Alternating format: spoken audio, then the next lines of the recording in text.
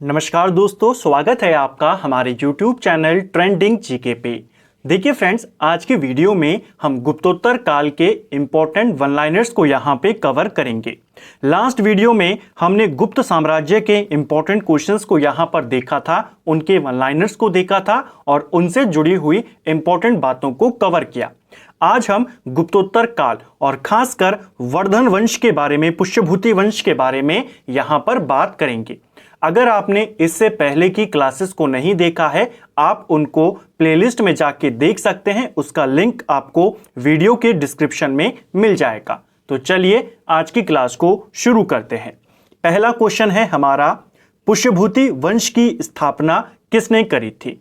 देखिए, पुष्यभूति वंश का जो संस्थापक था वो पुष्यभूति वर्धन था और इसी के नाम पे इस वंश को पुष्यभूति भी कहते हैं। जो ये सारे राजा आए इस वंश में, सारे अपने नाम के साथ वर्धन लगाते थे, जैसे पुष्यभूति वर्धन, राज्यवर्धन, हर्षवर्धन। तो इस वंश को वर्धन वंश भी कहते हैं। तो आपसे पुष्यभूति वंश का संस्थापक पूछे या वर्धन वंश का पूछे, दोनों एक ही हैं। इंपॉर्टेंट इसीलिए है क्योंकि एग्जाम में पूछा जाता है, बताइए हर्षवर्धन किस वंश का शासक था? तो हर्षवर्धन पुष्यभूति वंश का या वर्धन वंश का शासक था, सबसे महान राजा था। ठीक है, पुष्यभूति वंश का सबसे प्रतापी राजा इस तरीके से आता है। तो इस वंश का सबसे प्रतापी राजा हर्षवर्धन था। और यह बताने के लिए आपको पता होना चाहिए कि पुष्यभूति हो या वर्धन हो, दोनों एक ही वंश हैं। नेक्स्ट है, हर्षवर्धन के समय में कौन सा चीनी यात्री भारत आया था? तो फेमस चीनी यात्री जिसका नाम है हुएनसांग, ये चाइना से भारत आता है हर्षवर्धन के काल में। इसका जो यात्रा वृतांत है वो किस नाम से है, ये भी पूछा जाता है। सियूकी के नाम से इसने यात्रा वृतांत लिखा गया है। ठीक है, चालुक्य राजा पुलकेशिन द्वितीय को किसने पराजित किया था? देखिए, एक छोटा सा यहां पर आपको 3 राजाओं के नाम याद करने हैं। बहुत बार ये क्वेश्चन आता है, किसने किसको पराजित किया। सबसे पहला एक नाम याद कर लीजिए, हर्षवर्धन। इसके बाद एक नाम याद कर लीजिए, पुलकेशिन द्वितीय, और उसके बाद याद कर लीजिए नरसिंह वर्मन द्वितीय। हर्षवर्धन जो लगभग पूरे उत्तर भारत को विजय कर चुका था, ये दक्षिण की ओर बढ़ता है, लेकिन दक्षिण में इसको पुलकेशिन द्वितीय जो कि चालुक्य नरेश था, ये पराजित कर देता है। 2 तरीके से आता है। एक तो आता है हर्षवर्धन को किसने पराजित किया, आप बताएंगे पुलकेशिन द्वितीय ने पराजित किया। दूसरा, हर्षवर्धन के दक्षिण अभियान को किसने विफल किया, तो भी आप पुलकेशिन द्वितीय का नाम लेंगे। बाद में इसी पुलकेशिन द्वितीय को पराजित करता है पल्लव शासक नरसिंह वर्मन प्रथम। तो इस चेन को आपने याद करना है। हर्षवर्धन को पुलकेशिन द्वितीय ने हराया और पुलकेशिन द्वितीय को नरसिंह वर्मन प्रथम जो कि पल्लव राजा था उसने हराया। किस व्यक्ति को द्वितीय अशोक कहा जाता है?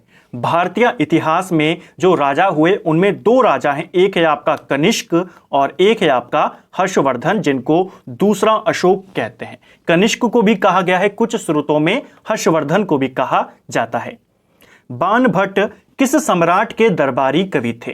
तो बाणभट्ट जो थे ये हर्षवर्धन के दरबारी कवि थे। ठीक है, हुएनसांग भारत में लगभग कितने साल रहा था? हुएनसांग की बात करें तो ये भारत में लगभग 14 से 15 वर्ष रहा था। इसको भी याद करना है। ठीक है, ये लगभग 628-629 के करीब भारत में आता है और 644-43 तक ये भारत में रहता है। तो लगभग 14 से 15 वर्षों तक ये भारत में रहा। ठीक है, नेक्स्ट है, कुंभ मेले को प्रारंभ करने का श्रेय किसे दिया जाता है? ऐसा माना जाता है कुंभ मेले की शुरुआत हर्षवर्धन के काल से हुई है। हर्षवर्धन को अंतिम हिंदू सम्राट भी कहते हैं भारत का, इसको भी याद करेंगे। ठीक है, हालांकि ना तो ये पूरे भारत का शासक था क्योंकि दक्षिण भारत में ये जा नहीं पाया और ना ये कट्टर हिंदू था, लेकिन फिर भी अगर आपसे पूछा जाएगा भारत का अंतिम हिंदू सम्राट कौन है, हर्षवर्धन का नाम आप लेंगे। नर्मदा नदी पर सम्राट हर्ष के दक्षिणवर्ती आगमन को किसने रोका था? तो जैसा मैंने आपको बताया, पुलकेशिन द्वितीय ने रोका था। किस नदी के तट पर हराया था पुलकेशिन द्वितीय ने हर्षवर्धन को? नर्मदा नदी के तट पर। चालुक्य शासक पुलकेशिन द्वितीय ने किस नदी के किनारे हर्षवर्धन को पराजित किया? तो देखा, नर्मदे नदी के तट पर। ये क्वेश्चन बहुत बार आते हैं, मैं आपको साथ साथ में बताते हुए चलता हूं कौन सा क्वेश्चन किस तरीके से अभी तक आ चुका है और किस तरीके से आगे आ सकता है। हर्ष के शासन काल में उत्तर भारत का सबसे महत्वपूर्ण शहर कौन सा था? तो हर्षवर्धन के शासन काल में उत्तर भारत का सबसे महत्वपूर्ण शहर था कन्नौज। ठीक है। हर्ष की आत्मकथा किसने लिखी है? तो हर्षवर्धन की आत्मकथा बाणभट्ट, जो इनका दरबारी कवि था, उसने लिखी है। हर्षवर्धन अपनी धार्मिक सभा कहाँ किया करता था? तो हर्षवर्धन अपनी धार्मिक सभा प्रयाग में करता था। ठीक है। वर्धन वंश की राजधानी थानेश्वर किस प्रदेश में स्थित है? जो पुष्यभूति वंश है, वर्धन वंश है, इसकी शुरुआती राजधानी थी थानेश्वर। बाद में कन्नौज लेकर आ जाता है हर्षवर्धन। जो थानेश्वर है आपके वर्तमान में हरियाणा में ये पड़ता है। हर्षवर्धन ने 606 ईसा में हर्ष संवत की स्थापना किस उपलक्ष्य में करी थी? तो देखिए, हर्षवर्धन ने भी एक नया संवत चलाया था। ये क्वेश्चन आता है, आपको 3-4 राजाओं के नाम दे देता और कहता है इनमें से किसने अपने नाम का संवत नहीं चलाया, या किसने नया संवत नहीं चलाया, या किसने चलाया। तो देखिए, भारत के इतिहास में अगर हम बात करें प्रमुख राजाओं की जिन्होंने नए संवत की शुरुआत करी, उसमें आता है आपका चंद्रगुप्त प्रथम आता है, चंद्रगुप्त द्वितीय आता है, इसके अलावा कनिष्क आता है, हर्षवर्धन आता है, अकबर आता है, जिन्होंने नए संवत की शुरुआत करी। हर्षवर्धन ने 606 ईस्वी में नया संवत चलाया, हर्ष संवत, अपने राज्यारोहण के उपलक्ष्य में। 606 ईस्वी में हर्षवर्धन शासक बन जाता है। ह्वेनसांग की भारत में यात्रा के समय सूती कपड़ों के उत्पादन के लिए सबसे प्रसिद्ध नगर कौन सा था? तो देखिए, ह्वेनसांग की भारत यात्रा के समय सूती कपड़ों के लिए फेमस था मथुरा। कवि बाणभट्ट कहाँ का निवासी था? तो बाणभट्ट जो है ये थानेश्वर का था, क्योंकि वर्धन वंश की जो राजधानी थी कहाँ थी? थानेश्वर। और हर्षवर्धन इस वंश का सबसे महान राजा है, इसी का दरबारी था बाणभट्ट। नागानंद का रचनाकार कौन है? देखिए, जो बाणभट्ट है इसकी एक फेमस रचना है हर्षचरित। ठीक है, इसका नाम आपने याद करना है। लेकिन जो हर्षवर्धन था ये भी खुद रचनाएं करता था। इसकी कुछ इंपॉर्टेंट रचनाएं हैं, जैसे नागानंद उनमें से एक है, उसके अलावा रत्नावली और प्रियादर्शिका, ये सारी रचनाएं किसकी हैं? हर्षवर्धन की हैं। सम्राट हर्षवर्धन के 2 महान धार्मिक सम्मेलनों का आयोजन कहां पर किया? तो हर्षवर्धन के 2 महान धार्मिक सम्मेलन, एक होता था कन्नौज में और एक होता था प्रयाग में। ये रचनाएं हम देख चुके हैं, किसकी रचनाएं हैं? हर्षवर्धन की। गुर्जरों के किस शासक ने पराजित किया था? तो देखिए, जो गुर्जर प्रतिहार वंश थे इनके राजाओं को पराजित किया था हर्षवर्धन ने। ठीक है। आज भी भारत में ह्वेनसांग को याद करने का मुख्य कारण क्या है? तो देखिए, ह्वेनसांग हर्षवर्धन के शासन काल में आया और उस काल की जानकारी का सबसे महत्वपूर्ण स्रोत उसका जो यात्रा वृतांत है सेयूकी, ये है। इसीलिए ह्वेनसांग को आज भी याद किया जाता है। इसका यात्रा वृतांत किस नाम से है? सेयूकी के नाम से है। नेक्स्ट है, ह्वेनसांग ने किसे शिलादित्य कहा था? तो देखिए, शिला आदित्य की उपाधि किसने धारण करी? ये क्वेश्चन बहुत बार आया है। शिला आदित्य की उपाधि हर्षवर्धन ने धारण करी। हर्षवर्धन को यह उपाधि किसने दी? यह उपाधि उसे ह्वेनसांग ने दी थी। गुप्त वंश के ह्रास के बाद उत्तर भारत में बड़े भाग का पुनर्गठन किसने किया था? तो देखिए, 500 साढ़े 500 ईस्वी के करीब गुप्त वंश पूरी तरीके से खत्म हो चुका था, कमजोर होकर, और उसके बाद भारत पे जो बड़ा साम्राज्य स्थापित किया खासकर उत्तर भारत में, वो हर्षवर्धन का था। ठीक है। बंगाल का कौन सा शासक हर्ष का समकालीन था? हर्ष यानी हर्षवर्धन का समकालीन था। तो देखिए, बंगाल में एक गौड़ नरेश वहां पर शासन कर रहा था जिसका नाम था शशांक। ठीक है, ये हर्षवर्धन का समकालीन था। शशांक के द्वारा ही जो बोध वृक्ष था, बोधि वृक्ष जिसको बोला जाता है, उसने कटवाया था। किसने कटवाया था बोधि वृक्ष को? शशांक ने कटवाया था। वह अंतिम बौद्ध राजा कौन था जो संस्कृत का महाविद्वान और लेखक था? तो हर्षवर्धन भी बाद में बौद्ध धर्म को स्वीकार कर जाता है और ये एक संस्कृत का महान विद्वान भी था और लेखक भी था, हर्षवर्धन। हर्षचरित किसके द्वारा लिखी गई है? तो अभी हमने देखा हर्षचरित बाणभट्ट की रचना है। ठीक है। एक चालुक्य अभिलेख की तिथि अंकन में शक संवत का वर्ष 556 दिया गया है, इसका तुल्य वर्ष क्या होगा? तो देखिए 556 शक संवत में है, तो इसका अगर हम ईस्वी में बात करते हैं, शक संवत की शुरुआत आप जानते हैं कनिष्क करता है 78 ईस्वी से करता है, ठीक है।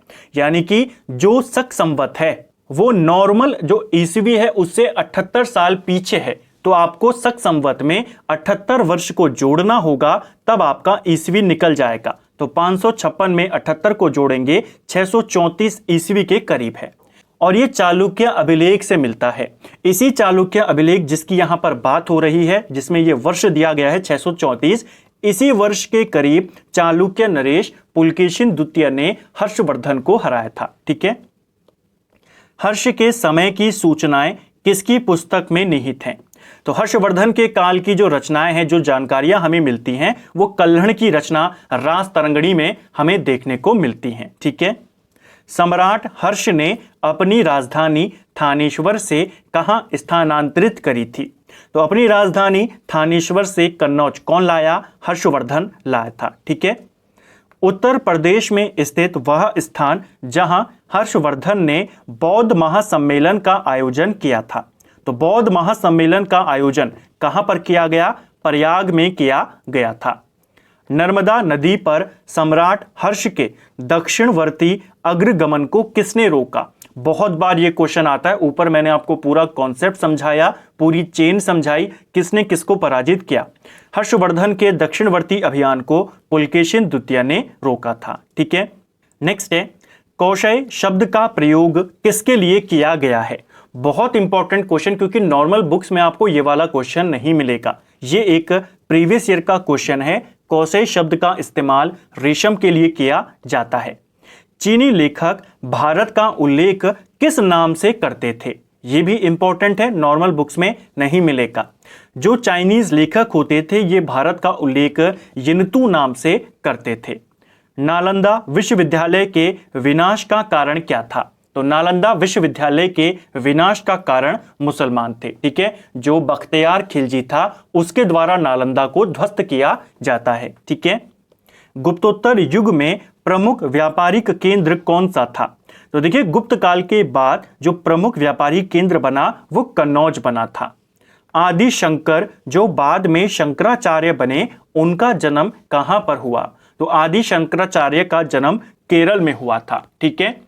आदि शंकराचार्य द्वारा स्थापित 4 मठ कौन से हैं? तो आदि शंकराचार्य के द्वारा 4 मठ यहाँ पर स्थापित किए गए। एक आपके जोशी मठ में, एक आपके द्वारिका में, एक पुरी में और एक श्रृंगेरी में स्थापित किया गया। तो आदि शंकराचार्य को लेकर क्वेश्चन बनते रहते हैं। जो हिंदू धर्म के 4 प्रमुख धाम हैं, जिनको 4 धाम कहते हैं, उनकी स्थापना भी इन्होंने करी थी, ठीक है। 4 मठ भी ये स्थापित करते हैं। 4 मठों के नाम आपसे पूछे जाते हैं। तो फ्रेंड्स, ये था हमारा गुप्तोत्तर काल, जिसमें हमने हर्षवर्धन और उनके शासन काल से जुड़े हुए अति महत्वपूर्ण प्रश्नों को यहाँ पर कवर किया।